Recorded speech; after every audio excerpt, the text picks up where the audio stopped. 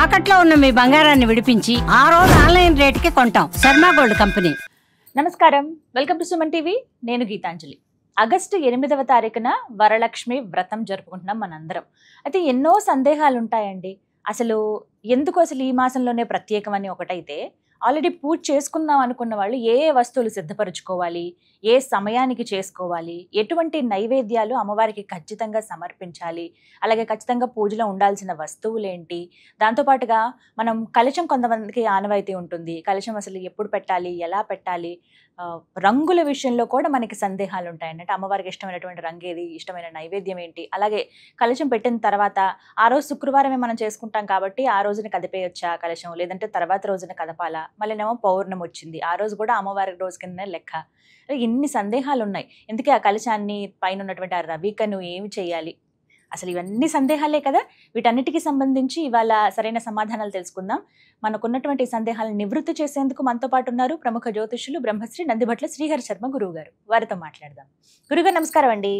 వాగర్థావివ సంపృక్తౌ వాగర్థ ప్రతిపత్తయే జగతః పితరౌ వందే పార్వతీ పరమేశ్వరౌ. ఆదిత్యాయ చ సోమాయ మంగళాయ బుధాయ చ గురుశుక్ర శనిభ్యశ్చ రాహవే కేతవే నమః.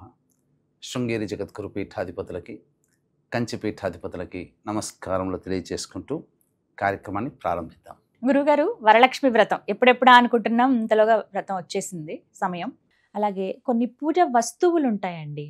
ఆ వస్తువులు ఏంటి, ఖచ్చితంగా అమ్మవారి పూజలో పెట్టవలసినటువంటి వస్తువులు ఏంటో తెలియచేస్తారా?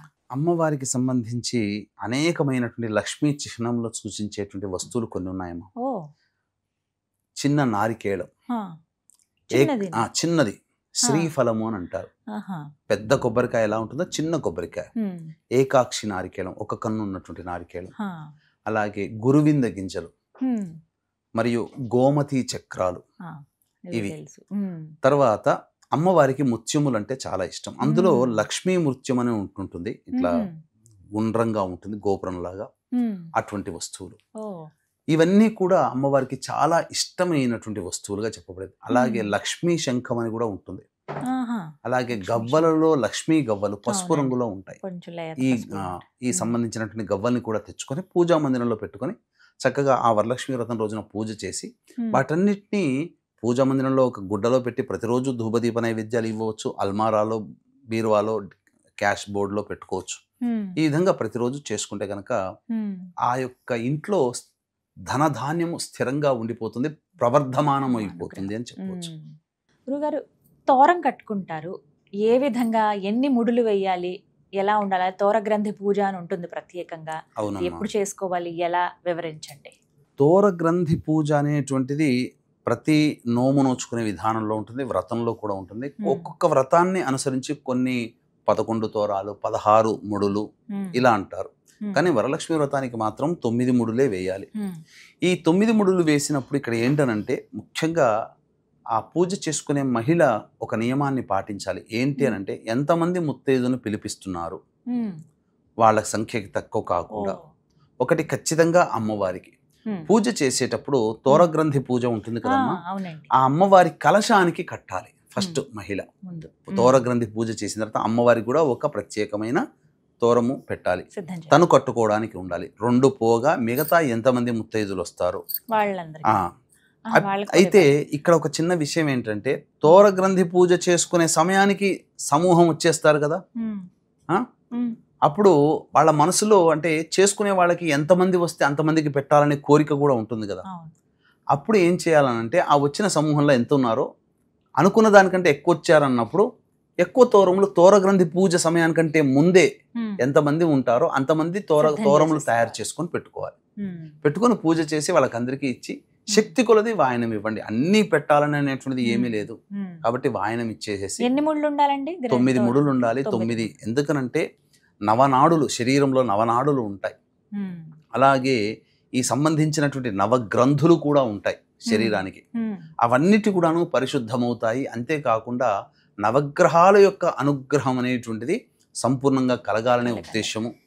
అంతేకాకుండా 9 అనే సంఖ్యతో మన జీవితం అన్ని వేళల్లో ముడిపడి ఉంటుంది కాబట్టి నవనాథులు ఇలా చెప్పుకుంటే 9 అనే సంఖ్యతో మనకు చాలా ముడిపడి ఉంటుంది కాబట్టి ఆ సందర్భంగా 9 ముడులు అనేటువంటివి వేసి చక్కగా చాలా మంది చేసే తప్పు ఏంటంటే మగవాళ్ళైతే కుడి చెయ్యి, ఆడవాళ్ళైతే ఎడమ చెయ్యి అని చెప్పి సాధారణంగా వాడుకోరు.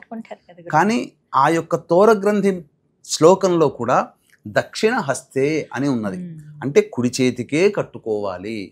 అయితే చాలా మంది చేసే తప్పు ఏంటంటే పూజ చేసుకున్నాం కదా, ఇంకా అయిపోయింది, ఇంకా దీంతో మనకేం సంబంధం, పూజ అయిపోయింది, వాయనం ఇచ్చేసేసాం అని అనుకుంటుంటారు.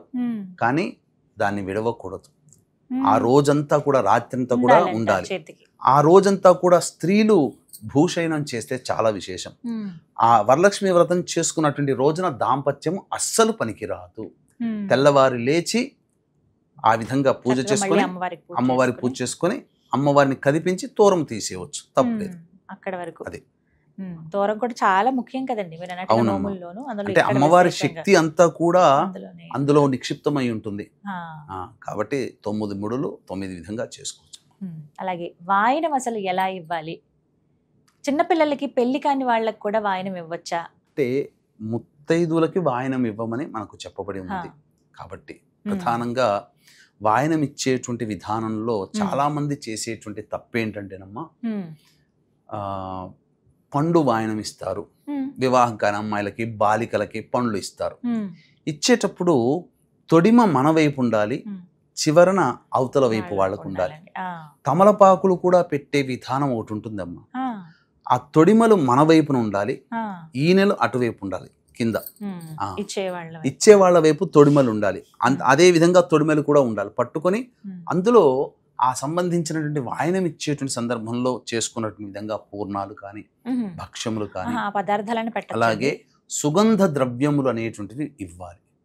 అంటే జాజికాయ, జాపత్రి, యాలకులు, లవంగాలు, పచ్చ కర్పూరము, ఇవి సుగంధ ద్రవ్యాలు. ఇవి మనం ఎలాగో వక్కలు ఎలాగో ఇస్తాము. పండ్లు, నానబెట్టిన శనగలు, ఇవన్నీ కూడా ఒక రోజు ముందు నానబెట్టాలి.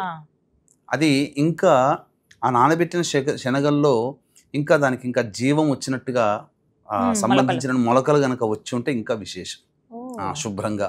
అయితే హైబ్రిడ్ శనగలు పెట్టకూడదు, కొమ్ము శనగలు పెట్టుకోవాలమ్మా. కొమ్ము శనగలు మాత్రమే వాయనంలో. ఇవి ముఖ్యంగా గుర్తుపెట్టుకోవాలి.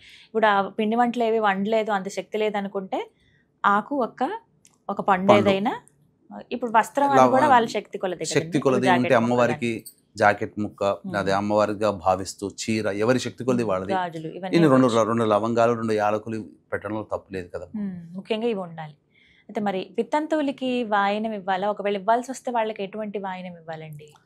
వితంతువులకి ఫలం ఇస్తే సరిపోతుంది, అంతే తప్ప అదేమి ఇబ్బంది పడాల్సింది లేదు. వచ్చిన వాళ్ళకి అమ్మవారి స్వరూపమే దశావతారాలే. కాబట్టి ఎవరిని కూడా ఇక్కడ వచ్చేటువంటిది ఏంటంటేనమ్మా, చాలా మంది పూజ చేసుకునే సందర్భంలో వితంతువులు ఉన్నారు అంటే వాళ్ళని తక్కువ చూపు చూస్తారు, పట్టించుకోరు. అమ్మవారి అవతారమే కదా ధూమవతి అమ్మవారు, ఎవరమ్మా? వితంతువేగా. మరి అమ్మవారిని ఎందుకు కొలుస్తున్నాం? కాబట్టి అస్సలు ఆ విధంగా వచ్చినటువంటి వాళ్ళు అమ్మవారి పరీక్ష పెట్టడానికి ఆ రూపంలో వచ్చి ఉండవచ్చు. విసుక్కొని అనుకున్నాం అనుకోండి, చాలా చాలా దోషముగా ఉంటుందమ్మా. కాబట్టి ఆ వితంతుల్ని ఎప్పుడు కూడా ఆ విధంగా చూడకూడదు. సాధారణంగా ప్రేమగా, గౌరవంగా చూసుకొని వాళ్ళు కలత చెందే విధంగా మన ప్రవర్తన ఉండకూడదు. ఇక అందరూ అడిగేటువంటి ప్రశ్న, పూర్వ సువాసినులు మరి వ్రతం చేసుకోవచ్చా అండి అని అడుగుతుంటారు. ఇక్కడికి చాలా మంది ఇది సాంఘిక ఆచారంలో భాగంగా పూర్వ సువాసినుల్ని దూరం పెట్టినట్టుగా మనకు కనిపిస్తుంది. కానీ వాస్తవానికి అంతా అమ్మ స్వరూపమే కదమ్మా. అంతే కదండి. ప్రతి స్త్రీలో మనం అమ్మనే చూస్తుంటాము.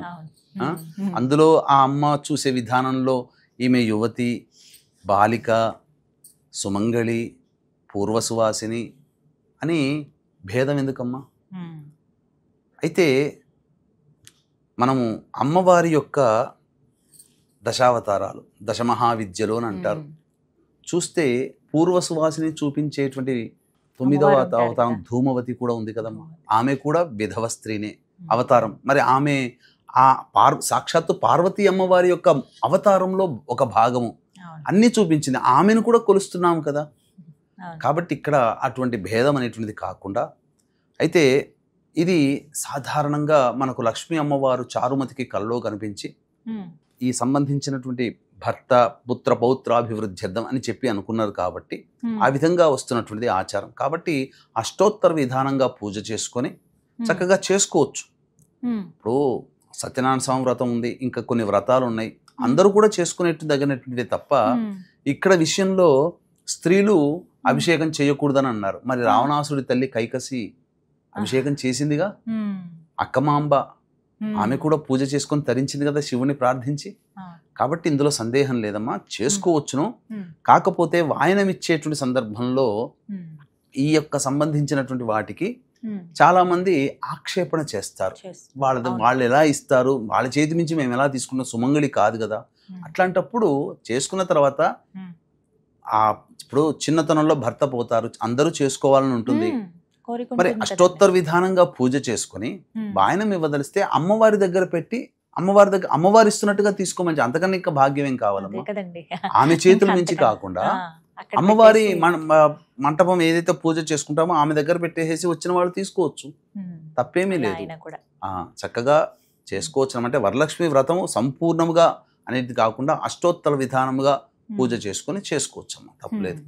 అంతేకాకుండా మరి ఒక విశేషం, ఇక్కడ ఈ జన్మలో ఈ విధమైనటువంటి ఇబ్బంది కలిగింది కాబట్టి ఈ జన్మలలో దీర్ఘ సుమంగళిగా ఉన్నాము అని చెప్పి చాలామంది అనుకుంటుంటారు. వాళ్ళందరూ కూడా గత జన్మలలో గణేశ వ్రతాన్ని ఆచరించినటువంటి కారణం చేత వాళ్ళకి ఈ జన్మల్లో సంబంధించినటువంటి వైధవ్య యోగం కలగలేదు.